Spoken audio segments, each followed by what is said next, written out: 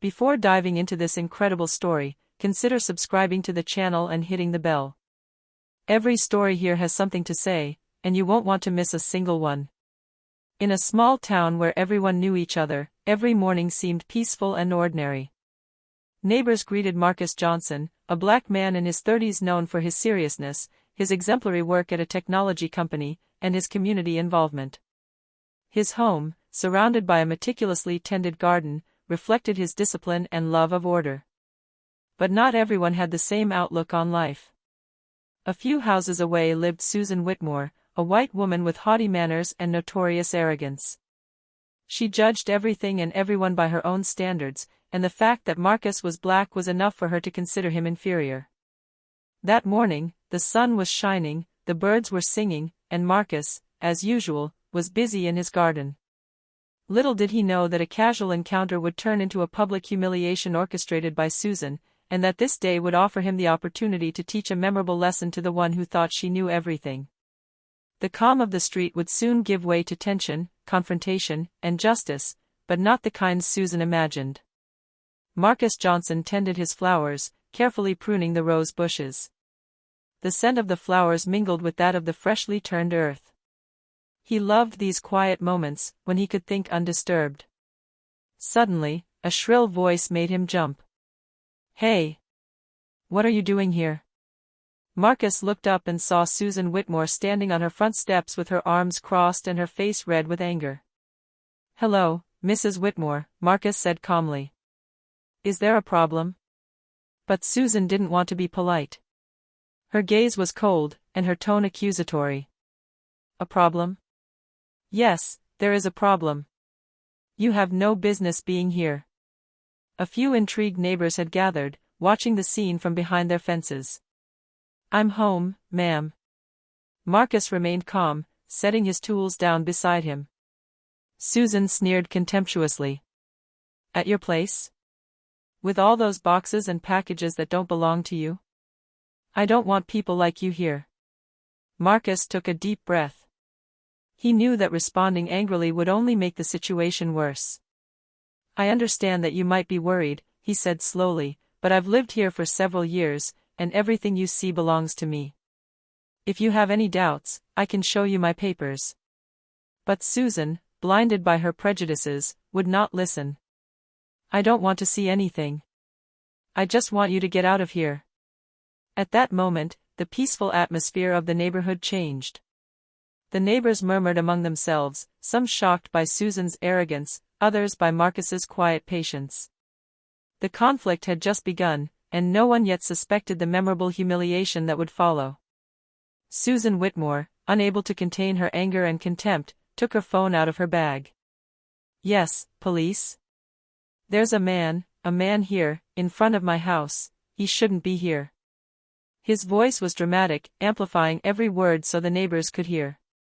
Marcus, still calm, observed the scene with measured patience. He knew that Susan's arrogance would not last forever. A few minutes later, 2 police officers arrived in an unmarked car. They got out, looking serious but professional. "Hello, gentlemen. What's going on?"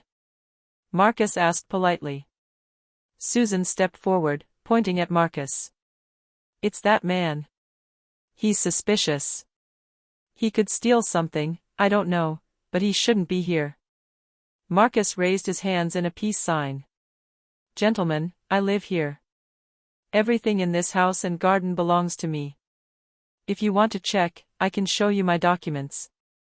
The police officers exchanged a look. One of them whispered, "Maybe we should check." But Susan, feeling her control slipping away, became even more insistent. "No. You have no business here. Stop him." She was now shouting in front of all the neighbors who had begun to gather, captivated by the spectacle. The embarrassed police officers asked Marcus for the documents.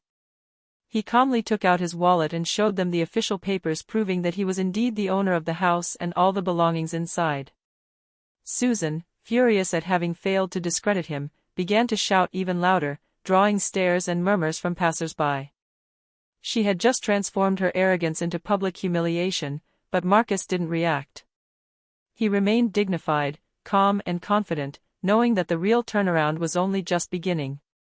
Marcus watched Susan yell in front of the neighbors. His words were venomous, but he didn't let any anger show on his face. He knew that giving in to frustration would only make the situation worse. "Gentlemen," he said to the officers in a calm voice, "I understand you need to check. Here are all my invoices and official documents. You can see that everything here belongs to me." One of the police officers took the papers and began to examine them. The other glanced at Susan, who continued to gesticulate and shout, trying to convince everyone around her. But her rage was beginning to seem ridiculous to the neighbors. A few passers-by, intrigued by the scene, took out their phones and began filming. Marcus made no move to stop them. He knew that truth and dignity speak louder than anger. "You see, Mrs. Whitmore," he said calmly, addressing her, "I am not seeking to humiliate you. I am only defending my house and my reputation." Susan, beside herself, shook her head. You have no right." Marcus let her speak, remaining silent, letting her words backfire on her. Every word she uttered in front of the neighbors amplified her ridiculous arrogance. The police, after a few minutes of checking, confirmed that Marcus was telling the truth. Embarrassed, they handed him back his papers and said, "Mr. Johnson, we apologize for the misunderstanding. Everything is in order." Marcus bowed his head slightly. "Thank you, gentlemen. Have a good day." Susan, seeing that even the law did not support her accusations, turned red with shame. The neighbors, silent at first, began to whisper among themselves, some of them showing a mocking smile at her behavior. Marcus had kept his calm and dignity, and without raising his voice, he had begun to turn the tables. Susan's true humiliation was only the beginning. Days after the incident, the tension in the neighborhood was palpable. Neighbors were still talking about the scene in front of Marcus's house. Some shook their heads, others laughed inwardly at the spectacle they had witnessed. Meanwhile, Marcus continued his life normally, without resentment or anger. He knew that the best response to hatred was not confrontation, but patience and dignity. But Susan Whitmore, unable to bear the silent humiliation that weighed on her, continued to boast to anyone who would listen, until the situation took an unexpected turn. One of the neighbors, Mr. Thompson, had filmed much of the confrontation with Marcus. He captured Susan yelling, gesticulating, and falsely accusing Marcus. Once the footage was edited into a short clip, he discreetly shared it on local social media and in the neighborhood group. The video quickly spread around the neighborhood. Residents, who had heard Susan's accusations, finally saw the full extent of her arrogance and ridiculous behavior. Comments were flowing, some laughed, others expressed their support for Marcus. The turning point was complete when other neighbors, inspired by Marcus's calm and exemplary behavior, began to publicly praise him. Some offered to help with the garden, others simply came to exchange a word of support. Susan, on the other hand, became the laughing stock of the neighborhood. Everyone who crossed her path now looked at her with suspicion, and her attempts to justify her actions seemed futile and pathetic. She had turned her anger into public humiliation, but this time, it was for herself. Marcus, however, remained humble and calm, seeking neither revenge nor confrontation. His dignity and patience spoke louder than any accusations or shouts from Susan. It was beginning to become clear that arrogance and racism didn't have the last word.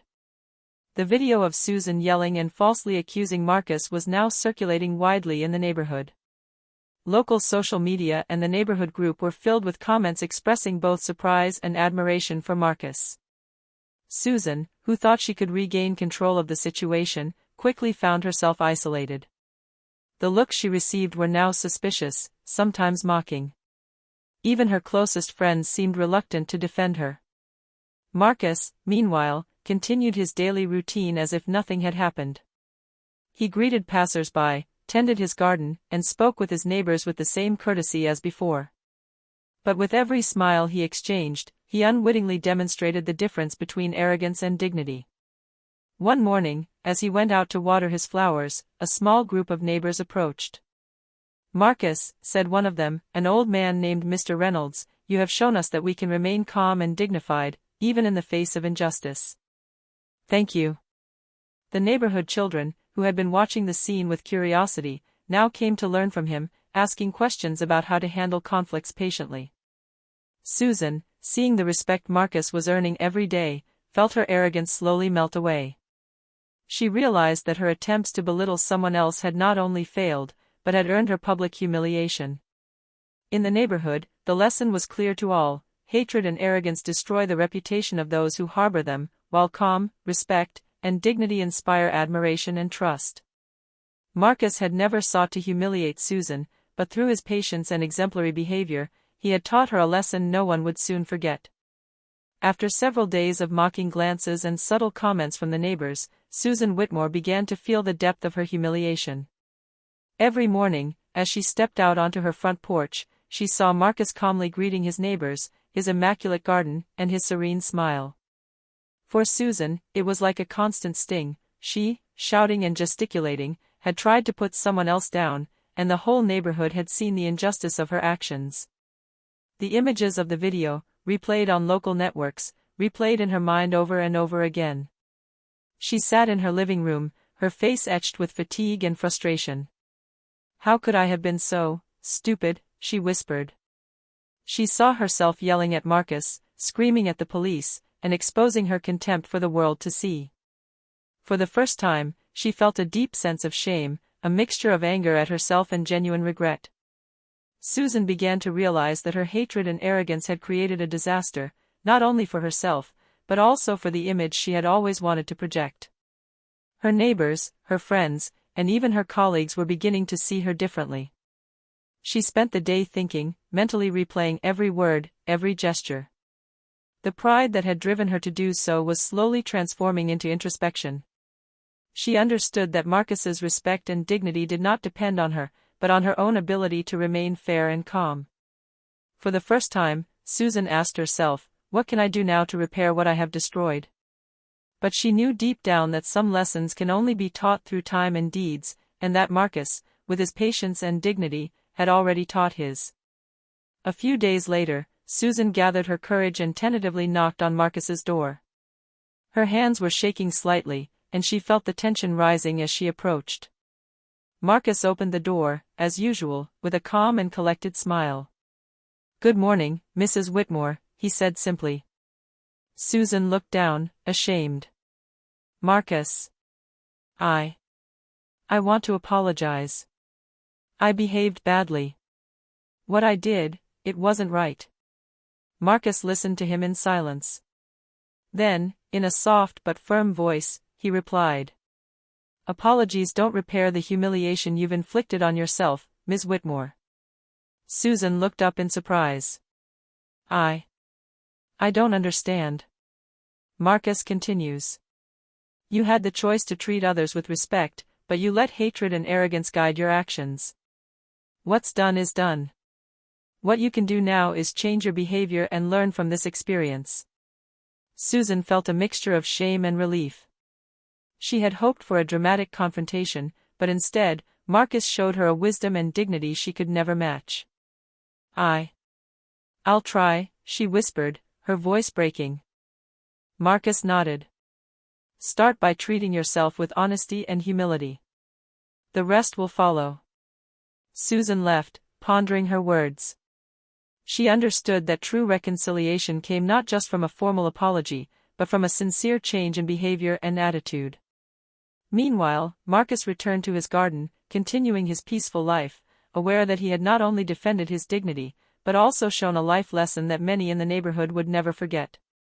After the incident and Susan's attempted apology, life in the neighborhood returned to normal, but something had changed.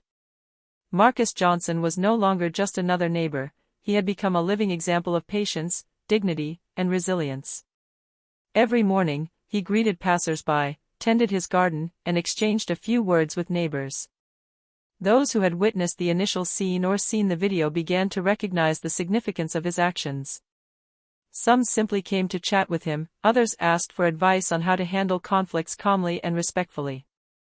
The neighborhood children would sometimes sit fascinated on his garden wall, listening to his stories and advice on patience and respect for others.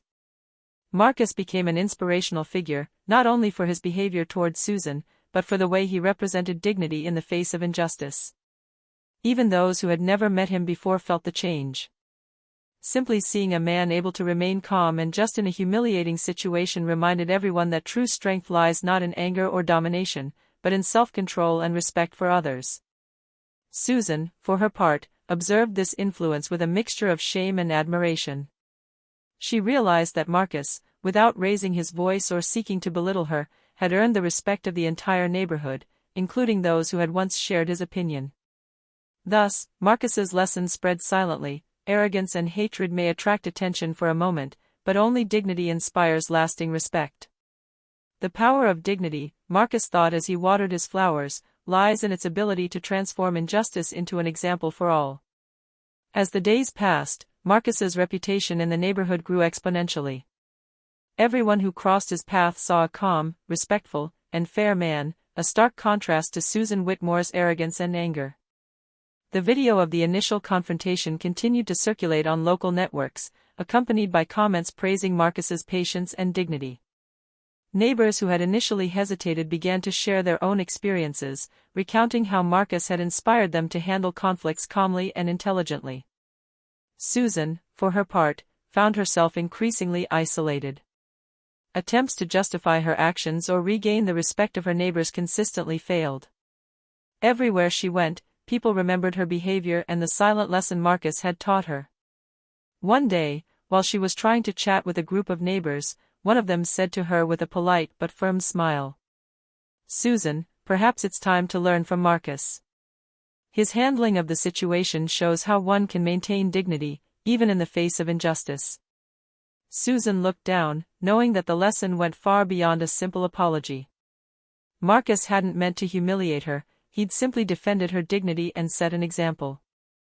And that lesson, more than any confrontation, would remain etched in the minds of all who witnessed it. The entire neighborhood began to change its outlook on human relationships, inspired by a simple act of patience and respect. Marcus had unwittingly transformed a moment of hatred into a memorable lesson for all. Arrogance and racism destroy, while dignity and patience uplift.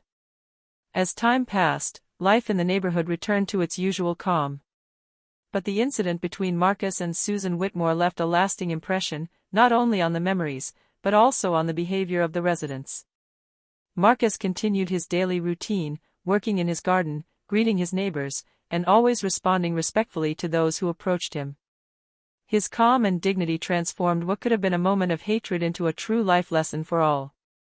Susan, for her part, had learned the hard way that arrogance and racism bring more shame than power. She slowly began to change her attitude, reflecting on how she treated others and the importance of respect and humility. The entire neighborhood seemed more attentive to each other's behavior. Children now looked to Marcus as an example of patience, and adults began to weigh their words and judgments before acting. Marcus's story became a reminder that true strength lies not in anger, domination, or hatred, but in the ability to remain just and dignified in the face of injustice. A lesson that will remain etched in the hearts of all who saw it. Arrogance humiliates, hatred destroys, but dignity elevates and inspires. Marcus, with his calm and wisdom, had shown that even in the most humiliating moments, it is possible to transform pain and injustice into strength and an example for others. And for Susan, and for all who had watched, this lesson would remain unforgettable.